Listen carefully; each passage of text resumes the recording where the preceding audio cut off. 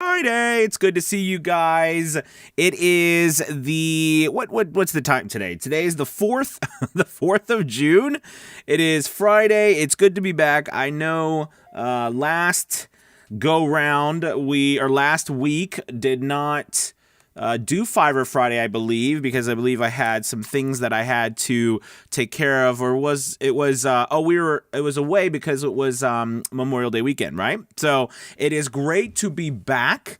And we've got a great topic today, which is commercial and broadcast rights. Over in Avio's Journey Facebook group, we've been having a lot of talk about this particular topic, and I thought this would be a great opportunity to discuss commercial and broadcast rights on Fiverr, what they are, what verbiage that you need to use and things like that, what it means for you, should you put it into your price or not, etc., etc. So we're going to dive into that. Also, real quick, before we get into that, being Fiverr Friday, I do want to mention that right now we're starting to do kind of like a highlighted course of the week, and this week's course is the How to Make $20,000 on Fiverr for voiceover, and that's our highlighted course. There's a link below to that course that you can go check it out if you've not taken it yet. It's a fantastic course. It's really helped so many people, and I know it can help you too. So that's my shameless plug for today's Fiverr Friday. So let's go ahead and dive into the topic today, which is commercial and broadcast rights. So the way things, right, in our voiceover universe used to be done, and it still is done a lot, let's be honest, is that, we as voice actors would be hired to go into a studio and for a specific amount of time, for like 2 hours of recording. And we would be given a rate for those 2 hours of recording, like, maybe $100 an hour. Okay. Hey, Remarkable Voiceover, thank you so much for that super chat, $5 donation. Thank you so much. It really helps keep the lights on. And I appreciate it very, very much. Thank you. So basically, we're paid so at $100 an hour. So let's say we make $200 for those 2 hours of recording. But on top of that, then we are paid a license fee. John, my man John, $4.99 donation for Super Chat. Thank you. It's good to see you again, or it's good to see your name. We haven't spoken in a while, but we definitely got to catch up, my man. Thank you so much. I really appreciate the Super Chat. Thank you. So after the 2 hours, right, then we're also paid a usage fee.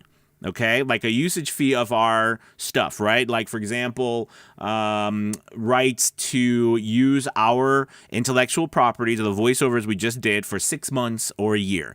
And we would be, paid, a nice fee to license that work from us for that allotted time. Or they could do a buyout in perpetuity, all right, for a large sum of money. And then the price would vary if it was regional or national, and how many people, how many places, whether it was radio or TV or online, et cetera, et cetera. So there was all these different things, stipulations that went behind it. But basically, that's how the price structure worked. And like I said, it still does. But Fiverr came along and realized, listen, they're trying to create take services like we offer and business services that were traditionally paid in that manner, like per hour, and turn them into products. Okay, so that people could come and purchase these products online that were services, but treat them like a product. Okay. Well, with products, right, they needed to add a way for us to upsell rights and usage. And every single service on Fiverr has different intricacies, right? VoiceOver has its own unique things, just like music. The rights and the royalties and the intellectual property for us is something that is very important. So this is why that matters. And so they came up with this idea of commercial and broadcast rights. Not that they didn't come up with the idea, but they came up with the idea of using it as a product upsell, if you will, right? If you were, because the site was started to be open for everybody, and it still is. But what happened is that they took the commercial and broadcast rights and decided that, okay, we're going to use it as an upsell. We're going to give people the option to not buy it because we want to also have our services available for, Sam or Jill or whoever, if they just want to do, like, for example, I did maybe 2 years ago, I did a job for a nice guy who was the dungeons master for Dungeons and Dragons game at his local shop that him and his friends played at, and he wanted a cool voiceover of a villain, and, he just wanted it for him and his friends, right? Well, I'm not going to charge him commercial rights or broadcast rights for that. That doesn't make any sense, but he just wanted a cool voiceover to impress his friends. And, I wanted to be able to do that. So because of the way the price structure is set up, all right, and the idea of Fiverr saying this is a product and we're going to upsell by taking these rights, all right, and turning them into upsold products, then we're going to give people those options. And that has been, I think personally, an amazing change that has helped us, but it's also caused a lot of confusion and some problems for people, right? Because it makes the price tag up front of what we do look very small, right? Like, for example, if you charge, $40 for, a couple hundred words, okay, that price tag might look very small for somebody. But then if you charge another $30 for commercial rights, and then you charge another $60 for broadcast rights, so now, right, you're charging, what is that, $130? Did I say $40? Yeah, so $130. Okay, because it's 90 plus 40. So you're charging $130 for 200 words. That's not a little bit of money. That's a decent amount of money. That's the same amount of money you're going to get an opportunity to work through an agent. Do you know what I'm saying? So this is where the confusion really comes into Fiverr, and people who don't know the platform very well and people who are angry with the platform run into confusion, because Fiverr did change how the verbiage sound, like how it's worked, the idea of a service being a product so people can click and purchase these things as opposed to dealing with them, over a contractual agreement in person. Do you know what I'm saying? So this is where I think that it causes issues. But for us, I think it causes have a lot more opportunities. Okay. Now, there's always two sides to the puzzle, right? Or that's not true. There's always two sides to a coin. I was like, wait a minute. A puzzle doesn't have two sides. There's idiot moment. So there's always two sides to a coin, right? And I think that's more the positive side. The downside is, that you can also get people who take advantage of the fact that it doesn't have to be charged and that they can purchase from you at a very at that base price and not upscale and then lie to you per se, right? And then take that. And that is absolutely very real. It happens a lot, and it's happening to a lot of people. It's happened to me. It happens to me. It happens to me very next to none right now because of my prices and where I am. But when I was first starting, it happened all the time. And, I'm not going to sit here and tell you that it's a good thing and it's right and we shouldn't fight against it. We should. But at the same time, I want you to think about also the price of doing business in this way. All right, there is a a price of doing business in this way, meaning like we're going to have situations where we don't make all of the money that we would like to make. What's funny is that even with higher paid profession like voice actors, and even with agents or the union, right? There's still deals that are made. They're just made at higher prices. Right, so it's not like there's this price somewhere, And it doesn't matter, we have a rate guide on a VO's journey, and then there's the GVA rate guide, there's Gravy for the Brain rate guide. You got these different rate guides out there, and they're all great. I mean, they all give you an idea of where people are, where things are being charged, but in the end, it really still boils down to what the customer is going to be willing to pay you, okay? And on top of it, what country they're from. Don't forget that the country someone's from also matters. Now, I view it as I don't care where they come from because it's what I charge, okay? But to them, legally, right, that's not a legal issue to some countries around the world. They don't have those usage-free fees or rights fees. So there's a disconnect for some people. And going into business where we are working with people from around the world, that's just something we should be aware of. Okay, I'm not saying we dive in, we agree with it, but we're aware of it. Now, I want to get into the verbiage and the words of commercial and broadcast rights, how I believe, in my opinion, you should use them, how some people are using them, and how to word it. So first off, commercial and broadcast rights, basically from Fiverr's standpoint, commercial rights are when somebody wants to use, and by the way, these are buyouts. These are buyouts in perpetuity. These aren't for 6 months or a year. This is a buyout. So someone purchases commercial rights from you. They are buying the right to use your voiceover, okay, your intellectual property in perpetuity for business purposes. Now, this is what I want to point out to you. I have added to that because people view business a couple of ways. They view business as as profit oriented. Okay. They don't view business as any sort of money changing hands or promotional things, right? Or brands. Oftentimes when someone's building a brand or they're building themselves, they don't think of themselves as a business, but they are. They are a business. Okay, churches, they are considered nonprofit businesses. Now, I often do not charge commercial broadcast rights for churches and things like that because I'm just, that's just my way of giving back. But they are still a nonprofit business or nonprofit organization. Okay, and I'm being loose with the term business. But to me, that's why in my wording of how I add extra words to these things to make people understand where I'm trying to get to is that for anything that is also promotional, if you're promoting something, okay, even if it's an idea, you're promoting something on non-paid channels, meaning that you're not paying to broadcast my voice to more people, okay?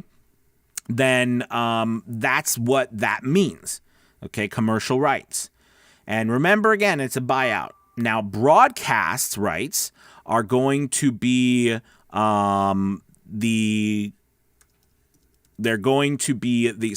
was messaging me in the middle of a live.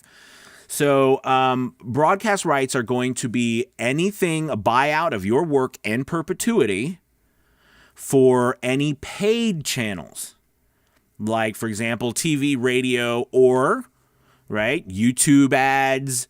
If you're seeing a YouTube ad before you clicked on this video, if you are running an Instagram ad or a Facebook ad or something on LinkedIn, an ad, a Google ad, any type of paid broadcasting of your work is under broadcast rights. Now, again, I don't always agree with the way they're saying it because it can be confusing because a lot of people think, oh, well, I don't need commercial rights because I'm not making a commercial, right? I'm not paying for a commercial. But the reality is that they are. That's the point of commercial rights is that it's for commercial type of use, and it doesn't say profit on profit. So to get on all of that, the idea here is that if anyone wants to use your work for promotional purposes of any kind, whether it is a business or a nonprofit business or a brand or a theory or an idea or a philosophy, anything that is promoting something else, okay, that's when you are going to use commercial rights. That word promote has done very well for me, okay, as opposed to the business side, okay, because some people might not view themselves as a business, but they're still promoting something. Here's another thing, Kickstarter. Okay, Kickstarter is another thing. They're like, well, I don't have a business yet. I'm just trying to get funding, right? I mean, you're like, really? Okay, but they're promoting something. So use that word promote. Okay, and then the broadcast right is anytime they're going to pay to promote their message to people, okay? Now, often I get asked the question, all right, Anthony, I got commercial rights, I got broadcast rights. Wouldn't it be easier for you to just add them into your price? Okay. And yes, I know a lot of people who do add in commercial rights and they add in broadcast rights, and it makes their life easier to an extent. But to me, I've always liked the option to have them separate. Okay. And a couple reasons. One, selling points. For better or for worse, your base price is a marketing tool. It is a selling point, okay, for one. Two, if you put in all of this stuff into your base price, like commercial rights and broadcast rights, so now you have an inflated price, you're going to limit, those people I mentioned before. The people who are not promoting something, they're using it, but they want to send somebody a funny message, or they're, like I said, that guy who's doing the stuff for his friends. Or I do a lot of work sometimes for schools last year was different because of COVID, but usually every year I do a lot of work for marching bands and their marching band seasons where they want voiceovers for their stuff, or, things like that. Right. So, there's a lot, and there's so many reasons I can't even come up with why someone wouldn't need commercial broadcast rights.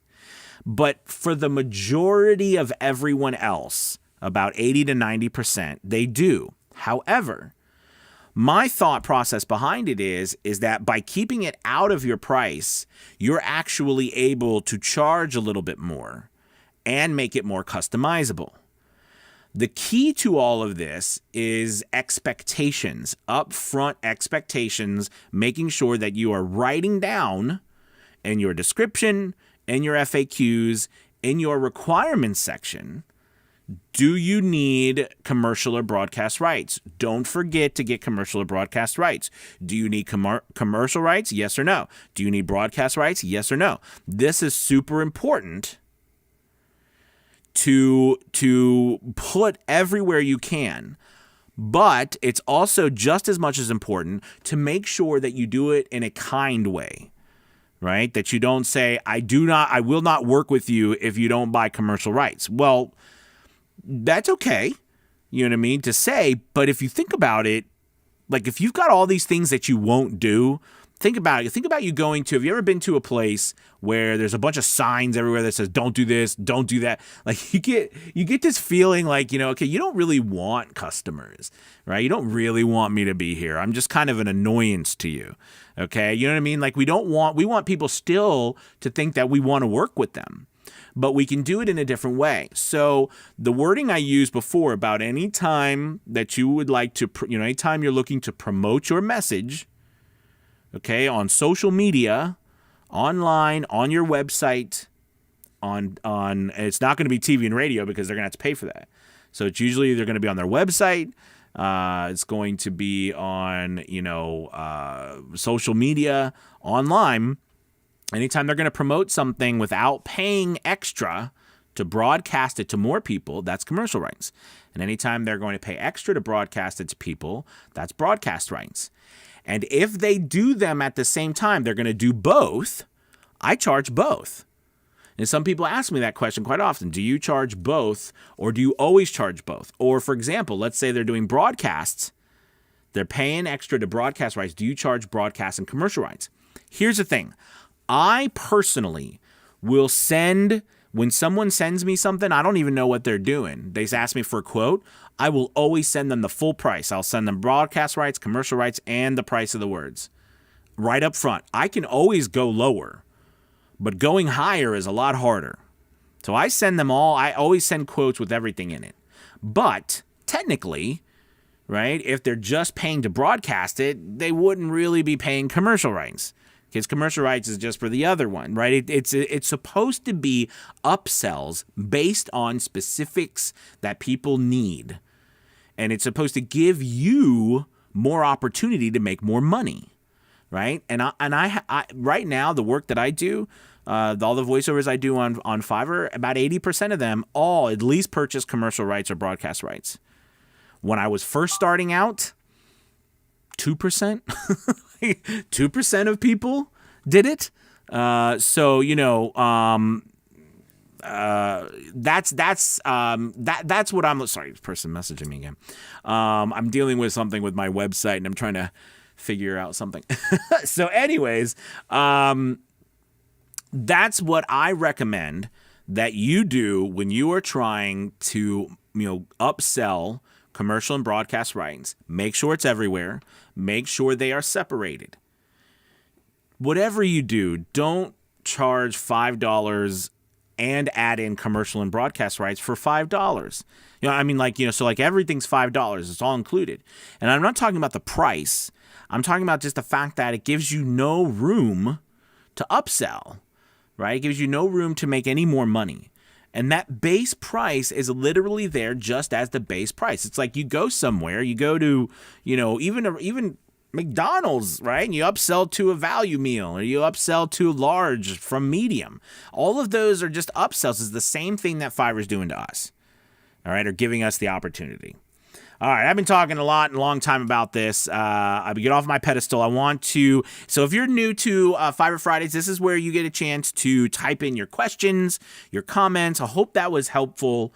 And don't, overthink this, right? Just put down, those things. Make sure there's something about it's in your description, something about it's in your FAQs, something is about it in your requirements, and make it a requirement that they have to answer yes or no. Do they need it? Because that gives you a little bit more ammunition. All right. But also remember that if you're just starting out or you're charging $5 or $10, you also want to make sure that the pricing is not overreaching. Like you're charging $5 for, 100 words, and then you're charging $100 for commercial rights. The likelihood is you're not going to be able to get, that price, right? The likelihood is that you would be more easy to get like $10 for commercial rights and $15 for broadcast rights. And as you get busier, your prices go up, right? It's supply and demand. That's what I've done. I've raised my base price and my commercial rights and broadcast rights over time to go up. Okay, so that's why I think it's important to look at it that way. All right, so let's go. Voiceover Angela. Hello, Angela. Good to see you. Remarkable Voiceover. Again, thank you so much for that super chat, which is down at the bottom of YouTube. There's a little money sign. You can donate to the channel. Let's see. Mel. What's up, Mel? Happy Fiverr Friday. Good to have you. Heath. What's up? Great to catch the show. Absolutely. What's up, Anthony? Remarkable Voiceover. Bill says, hello, Anthony. Thank God it's Fiverr Friday. Absolutely. Miriam. What's up, Miriam? Greetings. Good to see you. Nate. Hello. Mel, could you do an episode about voiceover booths? Yeah, absolutely. We could do talk about voiceover booths. I started out, I won't talk too long about it because I know it's a good episode to have. But I started out with a hobo fort, like I like to call it. Actually, it's what my kids and my wife called my packing blanket and PVC pipe fort. But I love it. It works well. It was inexpensive, and it sounds just as good as any other booth. It's not as aesthetically pleasing, of course, but it sounds fantastic if you get it done right. And then I moved on to a whisper room. So that's what I use right now. But I definitely will do that, Mal. Let's see. It's Tony, by the way. See, Tony's a great name. Yes. John is good. Thank you again, John, for that super chat. Let's see. We've got Nate. Nice. Hey, Kim Yarda. It's good to have you. Actually caught alive. It's good to have you. Let's see. Glad to see you again, Kim Yarda. Absolutely. Dave G. They need to add from $25. I'm not sure what you mean they need to add from $25. So I'm not, even though I'm not quite sure what you mean they need to add from $25. I do agree in the sense that, it's very important that you make very clear your expectations. Because people don't have a problem, paying you what you're asking. They don't have a problem working with you and doing everything you want as long as you are upfront about it and then they see it and agree to it. I think it's the problem when we assume that people should know. Because a lot of people have no idea. I work with a lot of brand new people too. Now, I will admit, the higher the price point I go, I work with less people that are brand new, but I still work with a lot of brand new people who don't know, do they need that? Do they not need this? Do you know what I'm saying? So I think that's important to catch as well. Let's see. Anthony, we got some great names today. That's another idiot moment. Do you find you have to remind many customers to add commercial rights to their order? So Anthony, the thing is when I was first starting out and when I was at a little lower price point, I had to always tell people and try to remind people, and just to be on them. Then I realized that I changed the things that I told you. I added in my description. I added my FAQs. I added it in my requirements because, see, in the requirements section, if you make it when they purchase from you and then it's a requirement and you make it where it's mandatory that they click like yes or no, and you can do that by just adding multiple choice to one of your requirements and just put yes or no under like A, where A and B would go, it actually will create bubbles.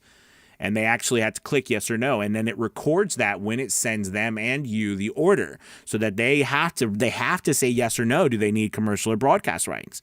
And it's a very valuable tool. And I changed that, and that really changed my business too, because then I didn't have to remind people because they saw it right there. Now, there are moments where somebody still tries to get a fast one on me.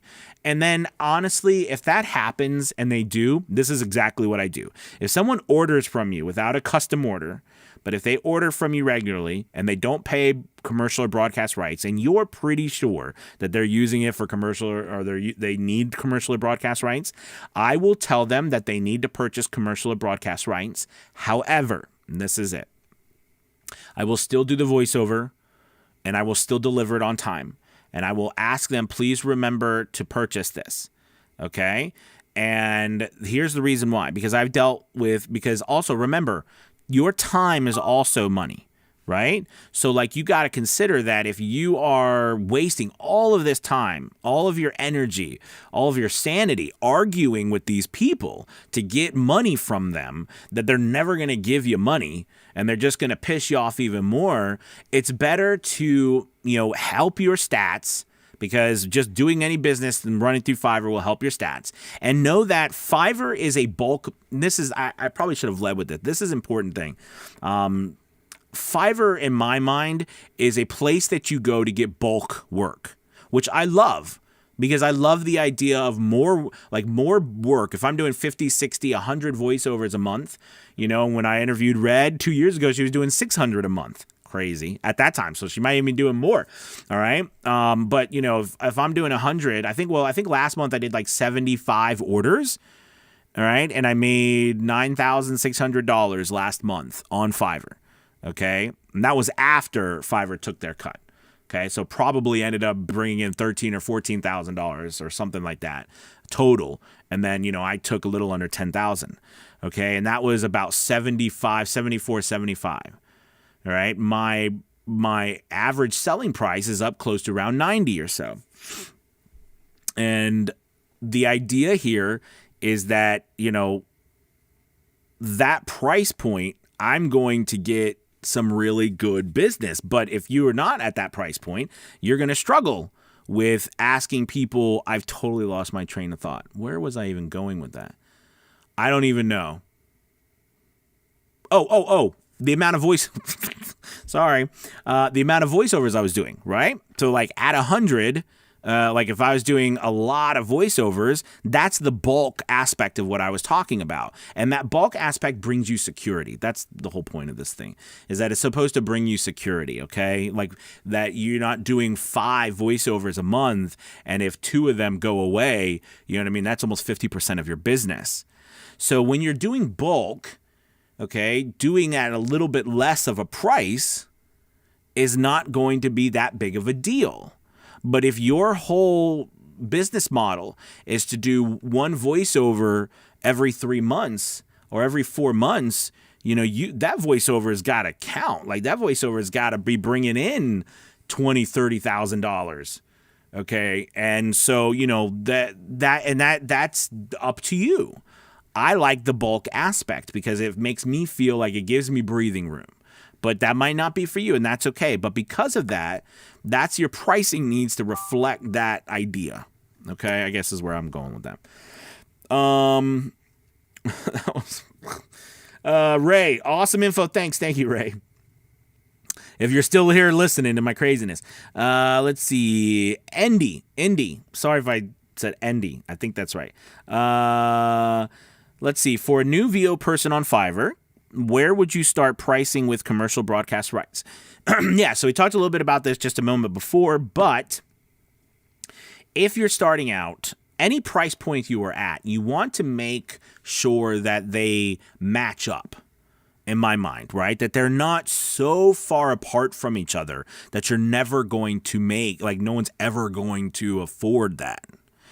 Remember, the likelihood when you're first starting out, you are going to be getting business, especially if you start at $5 or $10 or something, right? Which we all do. You don't have to. You can start wherever you want. That's the wonderful thing about Fiverr. You can start at $150 for 5 words if you want. Okay? You can start wherever. You're not going to get much business, but you can start wherever you want. All right? But starting at $5 or $10, you're going to get people who don't have a big budget, and they're looking to save as much money as they can.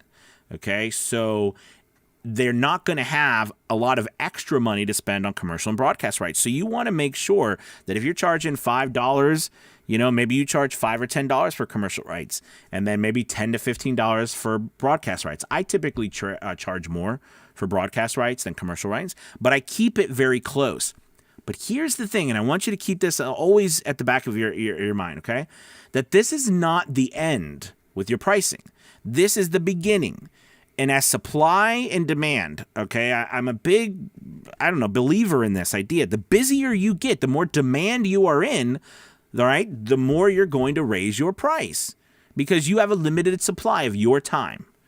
So you've got to raise your price based on that demand. If you're not getting the demand, that probably means you got to work a little bit more on getting yourself, either your gigs set up correctly or finding a voiceover style. We talked about in a video just this last week, your money voice, finding your money voice. Okay. So I would start pricing commercial and broadcast rights very close within $5 or $10 of what you're charging.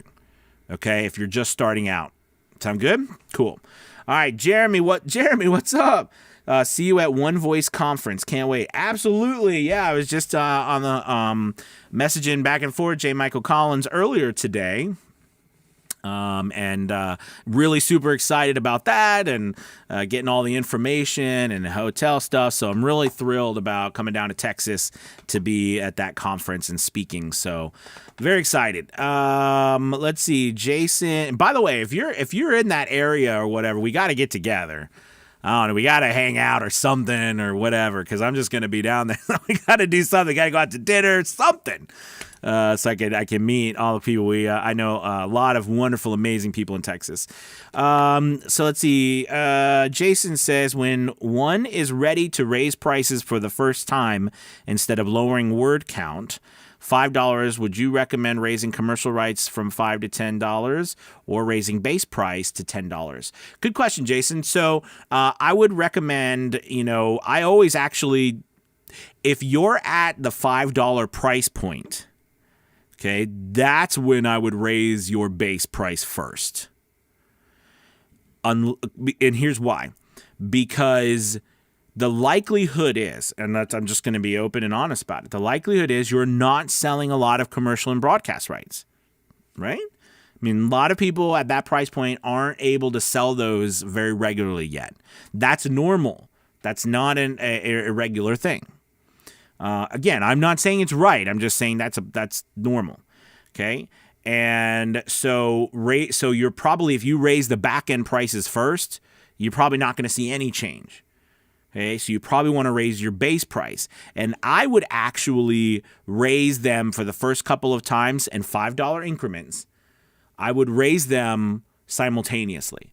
So like if you're charging $5 for 100 words and then you're charging $10 for commercial rights and $15 for broadcast rights, I would raise it up to $10 for your base for 100 words, and then $15 for commercial rights and $20 for broadcast rights. Do you see what I mean? I would do that regularly until you start getting at higher prices, okay, to where, you're talking those $5 increments still make a bit, when you're going from, $35 to $40 in your commercial rights and $60 to $65. You start raising them.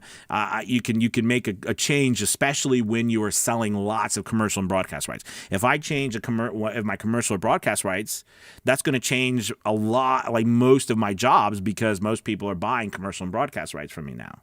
But it wasn't that way when I started. So I recommend starting with the base price. But only in $5 increments. Don't go too fast, because this is beyond $5. You're going to probably alienate your customers that have got you there. All right. And your repeat customers are where you're at. That saying, what is it? The 20% of the people that buy from you, or 20% of your customers, repeat customers, make up 80% of your revenue. It's the truth. All right. And it's always that 20 and 20, that 80-20 rule. All right. Let's see. Meridian. Hello, Meridian. Good to have you. Awesome answer. Thank you. You're welcome. Jason, I missed that. Raising commercial rights higher than base price seems psychologically less than ideal, but it's actually a smaller incremental change. Yeah. So I didn't see that extra part there. So again, I think when you first start, I would raise them simultaneously, but once you get to 25, 30, 40, 35, 40, 50, like once you start getting up higher, and then your prices, the prices are getting closer to 100 on the back end, you know what I mean? I think you could raise them one at a time, you know what I mean, as opposed to all three of them at the same time. Neil, what's up, Neil? It says, for me, better to offer commercial rights and broadcast rights as upgrades. Raised my $15 base rate to $25 to cover commercial rights. Clicks dropped significantly. So going back to $15 base price plus $10 for commercial rights and $20.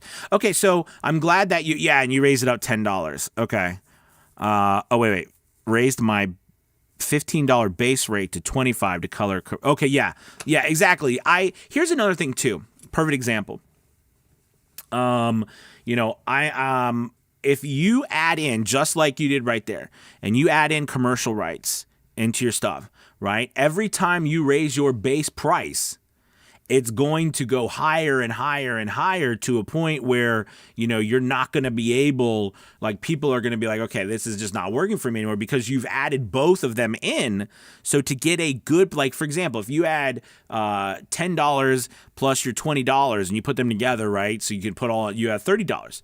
Well, then let's say you raise it by $5, right? Each time, to raise it by $10 would be able to raise both. You're actually going to do better if you separate them. But I'm not saying that that's for everybody. I know a lot of people who don't separate their stuff, and that's fine. You know what I mean? I'm totally okay with it. I just don't do it that way. I've always had mine separate. Let's see. Henning says, hey, Anthony, what's up? I hope I said the name right. Happy Fiverr Friday. Is it okay to lead clients from the buyer's request section to my YouTube channel for more voiceover demos? Not to get them away from Fiverr, but to show more examples. Okay, so Henning, great question. I believe recently, and I'm not sure if this is a top-rated seller thing, but I think it's everybody. I know they've always kind of had it. There's always been approved links that you put into, that they allow you to put in there. I think Google Drive might be one of them. Okay. Now again, a lot of that doesn't make sense to me. But here's the thing, and this is me personally. Again, I have people in a VO's Journey Elite who might disagree with me, and that's okay. A lot of this is about what works for you, but I'm a big believer that you don't ever want to take anyone off the platform. Not because you're worried about Fiverr, which is supposed, you should be, we don't want to get banned from Fiverr. But what I'm saying is when you take people off a platform, they got to go off, they got to come back, right? What if they go off and they see another video and they just forget, or they're not going to, they go back and what I mean? It's too, or they click something else, or something happens. You want to streamline from the time they're on there to get them to check out from you. That's just me personally. But yes, there are approved clicks. My recommendation is you message Fiverr support just to make sure that they're okay with what you're putting down. I'm pretty sure you can do YouTube. I'm pretty sure, but don't take I really would rather you message Fiverr first and ask. Okay? Good question. All right, let's see. Your Sound Studios, what's up? Bob's Steak and Chop House. Yeah. Anthony's buying. There you go. That sounds good. Let's see. Fun with, said Kagan. Let's see. Hey, Anthony. I am your friend from India. What's up? It's great to have you. Thank you for being here. And you've helped me a lot to revise my gigs. Thanks again, buddy. Thank you so much. Thank you for watching. And thanks for being here. Hey, everybody. Thank you so much. It was wonderful to do this Fiverr Friday and be back after a couple weeks. Please make sure you hit that like button and subscribe. And again, our course of the week is our Fiverr course, how to make $20,000 on Fiverr for voiceover. That's in the description below. And you also can go to VOsJourney.com. All right, guys. Thank you so much. You have a wonderful weekend. I will talk to you next week. All right. Goodbye.